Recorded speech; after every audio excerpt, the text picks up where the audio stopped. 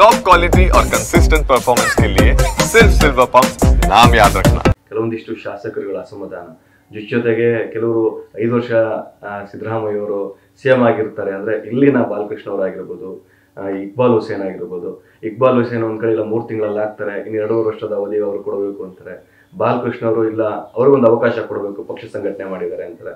ತಾವು ಅವರು ಬಹಳಷ್ಟು ಆಪ್ತರು, ತಾವು ಮಾಜಿ ಶಾಸಕರು, MLC ಆದಂತರು, ಏನ್ ಹೇಳ್ತೀರಿ ಸರ್ ಈ ಬಗ್ಗೆ? ಸಿದ್ದರಾಮಯ್ಯನವ್ರ ಬದಲಾವಣೆ ಆಗೋದಾಗಲಿ, ಶಿವಕುಮಾರ್ 2.5 ವರ್ಷದ ನಂತರ ಮುಖ್ಯಮಂತ್ರಿ ಆಗೋದಾಗಲಿ ಪೂರ್ತಿ ಹೈಕಮಾಂಡ್ ಕೈಲಿದೆ ಸರ್. ಈ ಶಾಸಕರು ಏನೇ ಹೇಳಿದ್ರು, ಸಿದ್ದರಾಮಯ್ಯ ಬೇಡ ಅಂದರೂ ಆಗಲಿ, ಬೇಕು ಅಂತಾಗಲಿ, ಶಿವಕುಮಾರ್ ಬೇಕು ಅಂತಾಗಲಿ, ಬೇಡ ಅಂತಾಗಲಿ, ಪೂರ್ತಿ ಹೈಕಮಾಂಡು ಏನೋ ಇಟ್ಕೊಂಡಿದ್ದಾರೆ ಅವರು.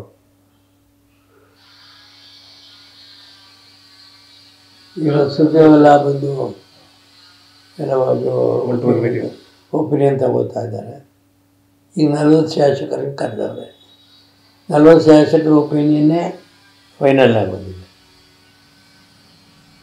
ಇನ್ನೂ ಸುಮಾರು 100 ಶಾಸಕರು ಉಳ್ಕೋತಾರೆ ನೋಡಿ, ಅವ್ರನ್ನೂ ಕೇಳಬೇಕಾಗ್ತದೆ.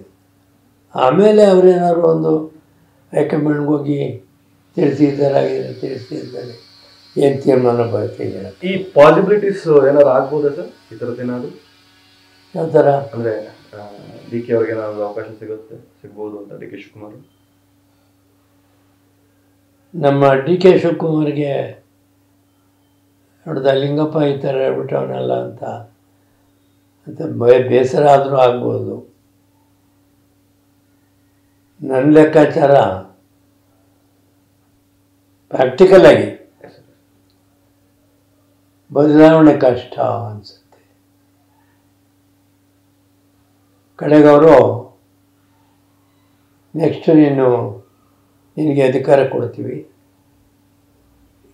KPCC ಅಧ್ಯಕ್ಷನಾಗಿ ಕ್ಯಾಂಡಿಡೇಟ್ ಸೆಲೆಕ್ಟ್ ಮಾಡೋದನ್ನು ಕೈ ಕೊಡ್ತೀವಿ, ಕ್ಯಾಂಡಿಡೇಟ್ ನಿಮ್ಗೆ ಬೇಕಾದ ಕ್ಯಾಂಡಿಡೇಟ್ ಹಾಕ್ಬಿಡು, ಮೆಜಾರಿಟಿ ತಗೊಂಬಾರಪ್ಪ, ನೀನು ಮುಖ್ಯಮಂತ್ರಿ ಆಗುತ್ತಾ ಹೇಳ್ಬೋದೇನೋ ಅನಿಸುತ್ತೆ.